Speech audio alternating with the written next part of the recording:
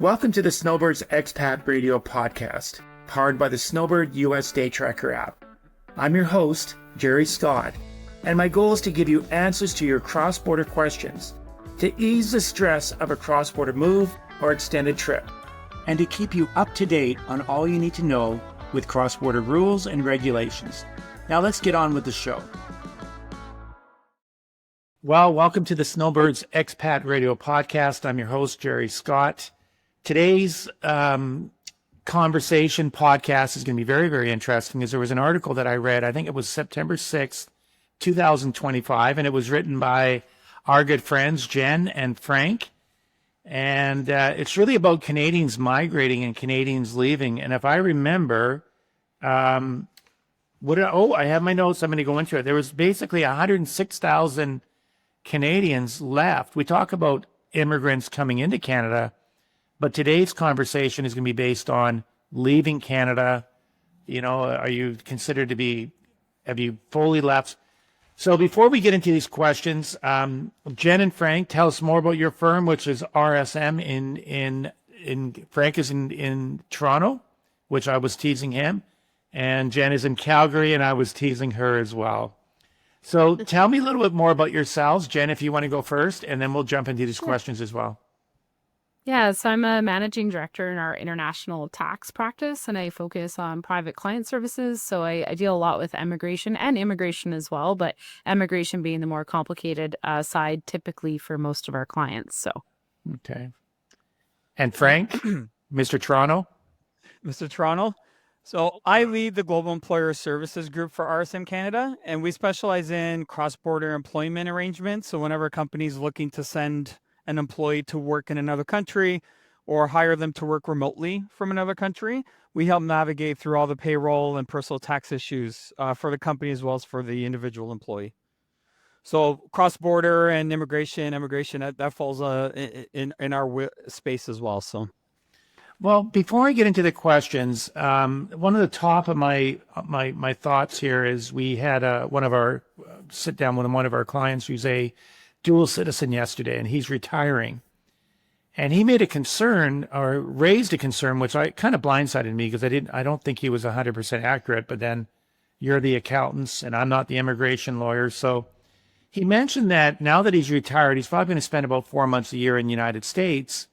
And he's concerned that there's some rules out there that does affect the foreign tax credits. But I'm looking for all my information and my notes and previous experiences.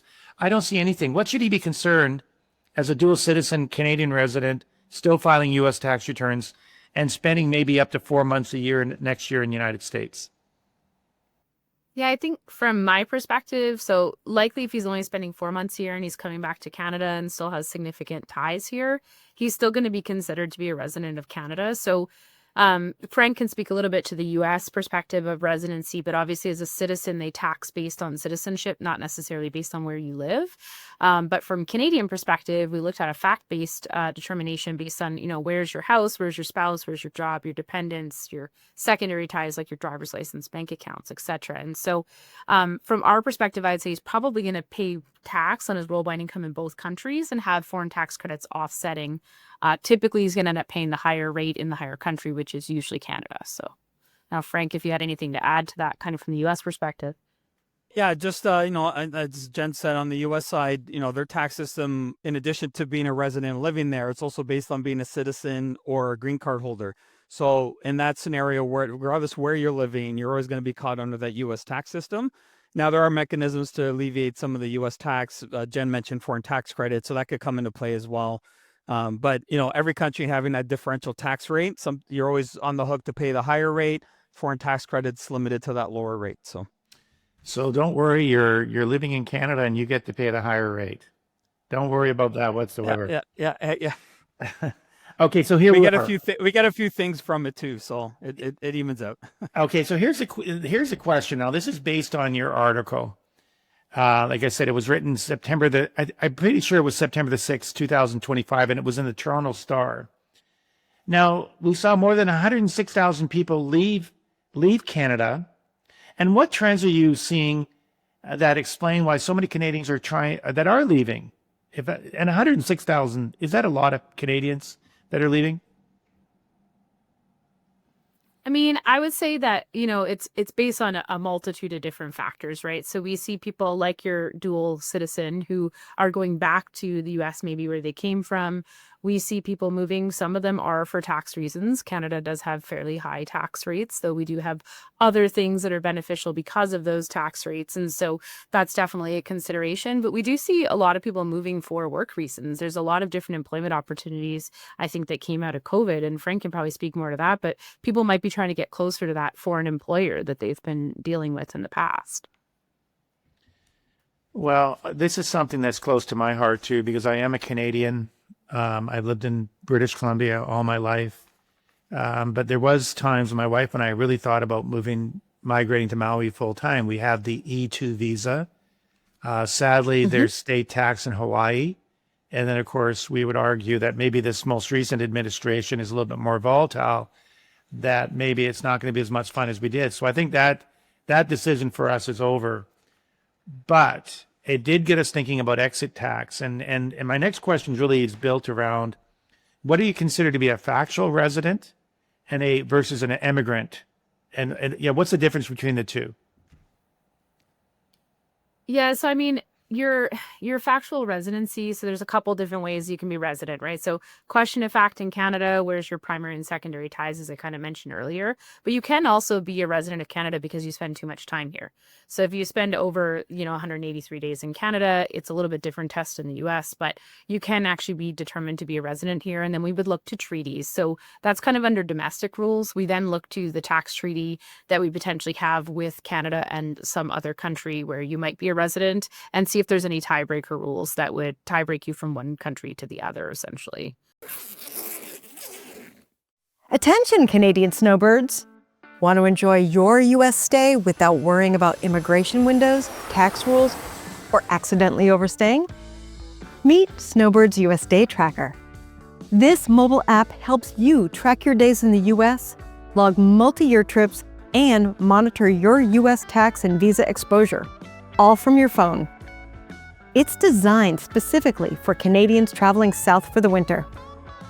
Stop guessing, stay compliant. Download Snowbirds US Day Tracker now and get peace of mind on your next cross-border adventure. Visit snowbirdsusdaytracker.com to get the download link, or look for a link in the show description for this episode. Have a plan before you land, and make your time in the sun about living well, not worrying about rules.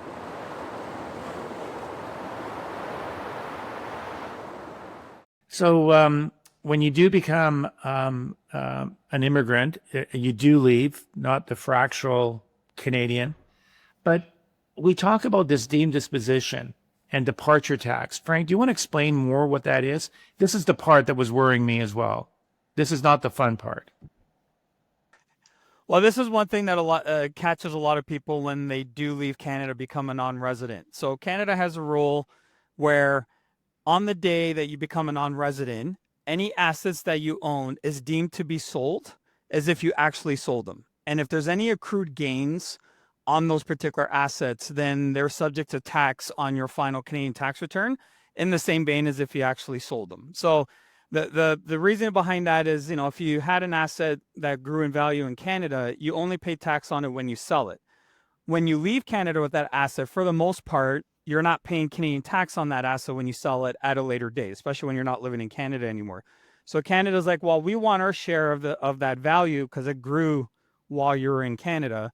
So they kind of slapped this exit tax. So, you kind of pay this tax on the way out on any accrued gains on assets that, you're indirectly taking with you. So, there's certain assets that are exempt as well, right? Like land. Yeah. RSPs, things like that. So for some Canadians, it may not be an issue. And there's misconceptions. Go ahead. Sorry, Frank. Sorry. No, I was going to say, and there's also mechanisms where if you are subject to a departure tax, that you can defer the payment of the tax until such time you actually do sell the asset.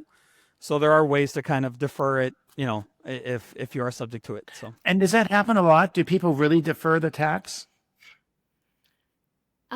It's hard. It's a negotiation with CRA, right? So it's not something that you're directly entitled to. It's something you do need to call the CRA and negotiate with them to essentially you can get a letter of credit, for example, to help you to be able to defer that tax. I would say that it's gotten harder and harder over the years to be able to get CRA to do agree to that, essentially, when we have those types of things, especially where it's assets that like private company shares maybe that are hard to value and that may be hard for a CRA to actually get their value out of as well. And the next question is, there's a real misconception that it's not just Canadian assets that they have to declare. Frank, do you want to take that one on as well too? Well, being a resident of Canada, you're subject to tax on worldwide income. So regardless on where that income comes from, you are liable to pay Canadian tax on it.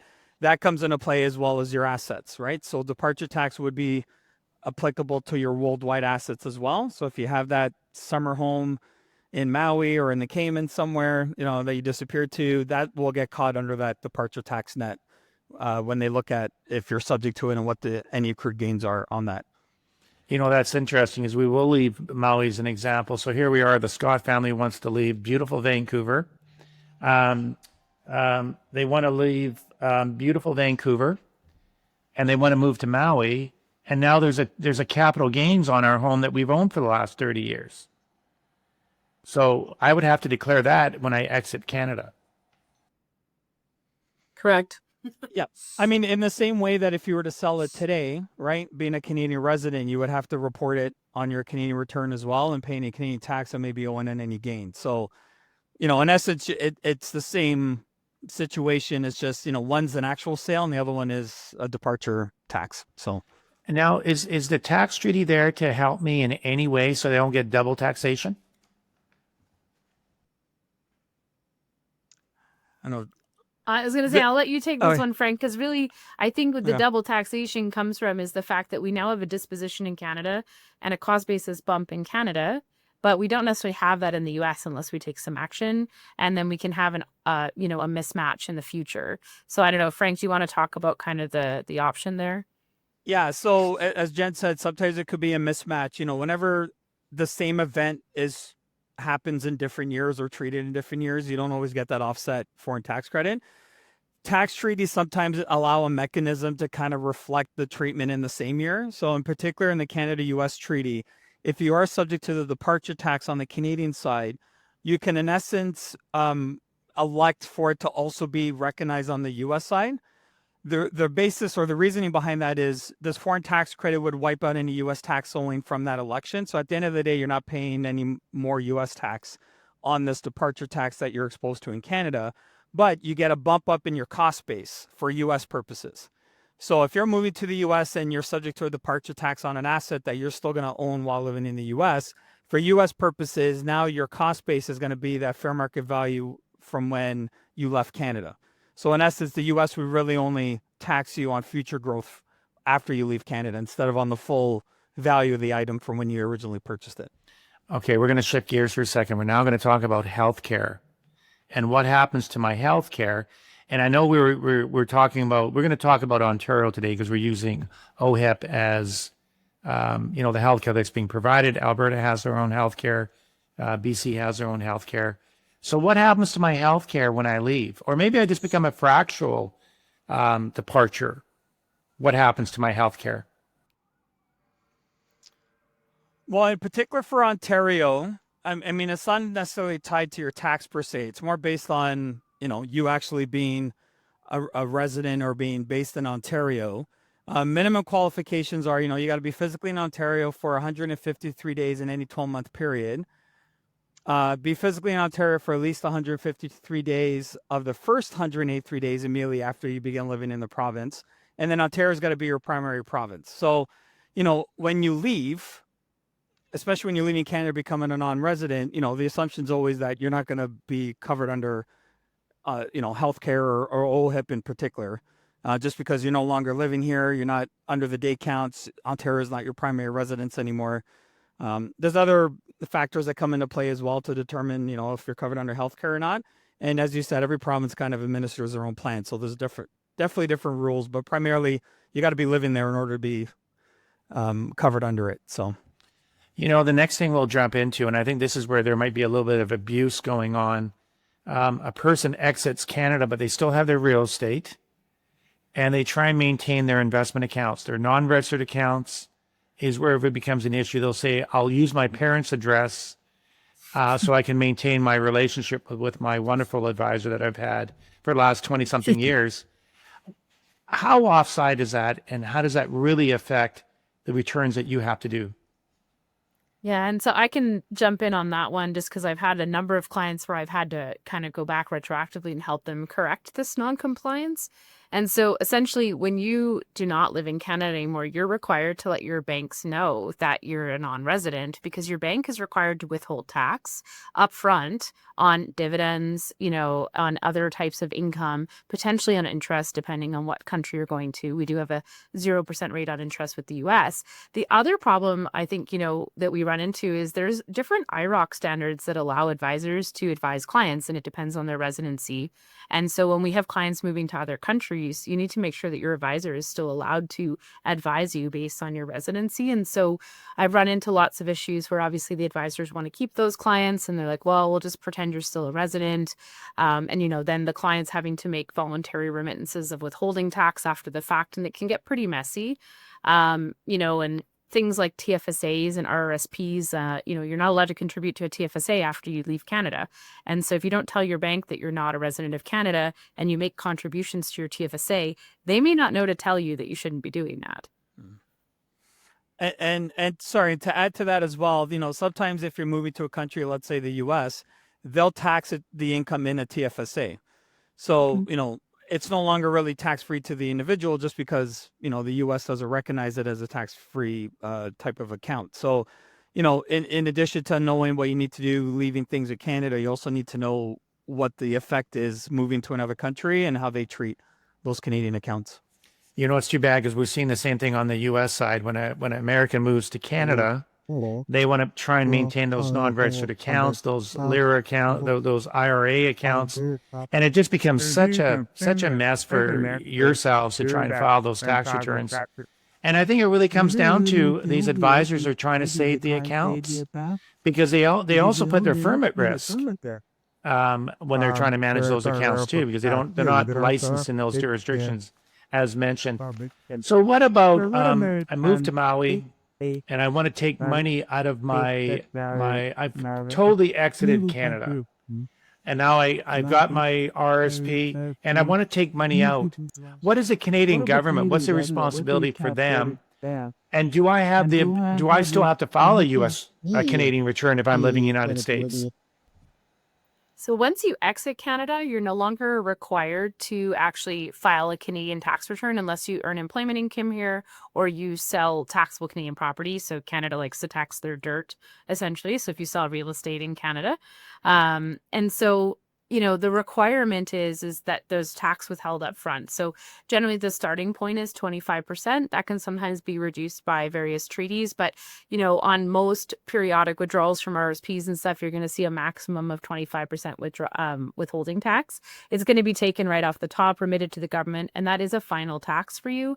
There are some circumstances where we have lower income people who can elect to pay a lower amount on those withdrawals, but there's some filing requirements that go along with that. I would say it's a pretty rare occurrence where we use that section 217 to reduce that withholding tax.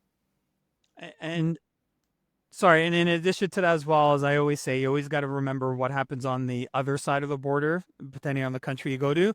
The U.S. in particular recognizes the RSP as a tax-deferred sheltered investment, so they won't tax you on it until you withdraw it as well. Understanding that if you do have to pay U.S. tax withholding, as Jen mentioned, that you can claim it as a foreign tax credit on the U.S. side to reduce or offset your U.S. tax. But just remember that, it's kind of like a scale, right? Whatever happens on one side is always going to affect the other side as well. So just knowing what that effect would be and ensuring those foreign tax credits are claimed. Now here's a question for you. We're seeing some of these top executives when they're in Canada and they're setting up some investments like individual pension plans or retirement compensation arrangements. Have you run into any problems of those that, okay, it's recognized on the Canadian side, but maybe it's not recognized on the U.S. side? because you have to file 2 tax returns. Any issues around that? I mean, I don't know, Frank, from the US side, like, I mean, the IPPs and stuff typically from the Canadian perspective, we're just using up our RSP room on the Canadian side. But, you know, typically that IPP, I'm not sure if the US would recognize it. And I think the issue to potentially run into is whether each of the states recognizes it as well, because some of them don't necessarily recognize the treaty. So just keep that in mind. So I don't know, Frank, if you've seen any issues with the RCAs are generally not an issue. I know a lot of our professional athletes and stuff have those, and those are typically recognized, but I think the IPPs can potentially have problems. Yeah, as Jen said, you know, at a federal level as well as a state level, especially in the U.S., you know, if there's provisions under the treaty that allow mutual recognition or some sort of treatment, at a state level, obviously not every state follows treaty, so there might be some exposure there. I know when it comes to certain types, like say RSPs, you know, the U.S. will allow a deduction on the U.S. side in addition to allowing a deduction on the Canadian side when you make contributions. As I said, because they have mutual recognition on both sides. So sometimes treaties will allow it to be treated the same way, and then other times you just have to ensure when they don't, you know, what the tax results are. Jen, you mentioned that you need to notify your bank, and we'll touch base on this again. What kind of trouble and issues erupt when they don't notify their bank that they've actually left Canada, no longer a Canadian resident? And so most of the issues that do arise is the fact that the bank is actually liable for that withholding tax, right? So if you have an account with the bank and you earn income and they don't know you're a non-resident, then they haven't upheld their duty to withhold tax on income that they're sending to you, because that tax comes off the top before they give you the net amount. And so if you haven't told them, then they're offside potentially on their requirements under the law and under the tax legislation to withhold and remit funds to CRA.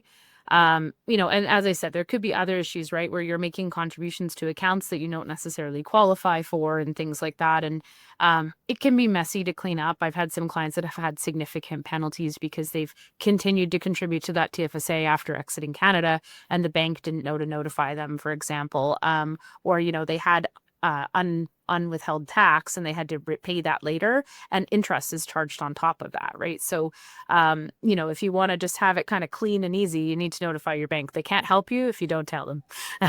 Now, we hear about the IRS major fines if you don't file your FBARs and all these other important filings every year.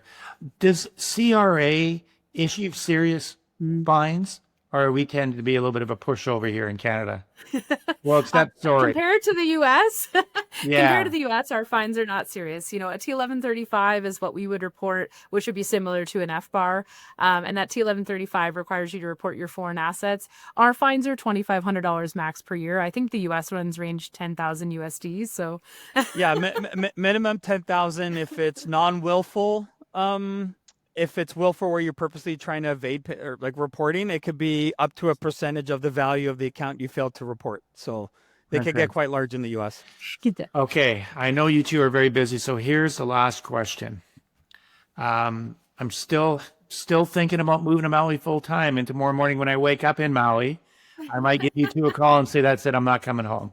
My wife will be on the next the weather plane. is better. Yeah. I don't blame you. Yeah. So my question is that how long should the average person be planning before they decide they want to exit the country?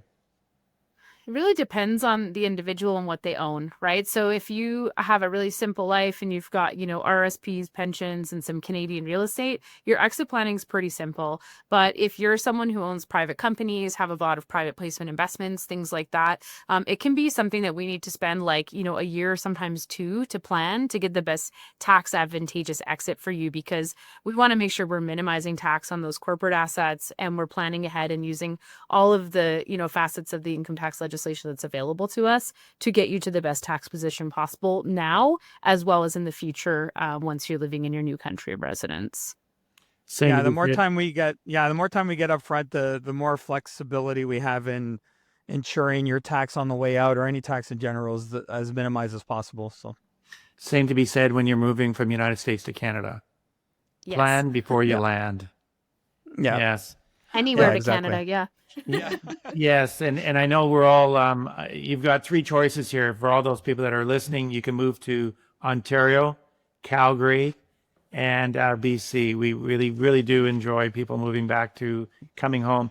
Well, I truly appreciate your expertise, and we'll make sure that anybody that is listening to this podcast will make sure they get in contact with Jen and Frank. Before I let you guys get back to your days, anything you want to add? I mean, I think just, just remember that when you come to Canada, it can be just as complicated. Depending on what you own in foreign jurisdictions, you could set yourself up for a lot of trouble as well. So I would say if you're crossing a border, you probably need advice if you're planning to do that on a permanent basis. So, Yeah. And the earlier, tax planning, or for us, for that matter, can get involved, the less headaches down the road, right? It's always more expensive to clean up a mess than to prevent it to begin with. So, Well, you two have been fantastic. We look forward to having you on a guest on the Snowbird Expat Radio podcast again. So, thank you very much. Get back to your days. Be safe, and we wish you all the best. thanks, Gerry. Our pleasure. yeah, thank you. Thank you again for listening to the Snowbird Expat Radio podcast. The best way you can support the podcast is to forward the episode to a friend, and please don't hesitate to like, subscribe, or leave a comment. Now, before you go, let me leave you with one of my favorite quotes. Be kind to all, the world is small.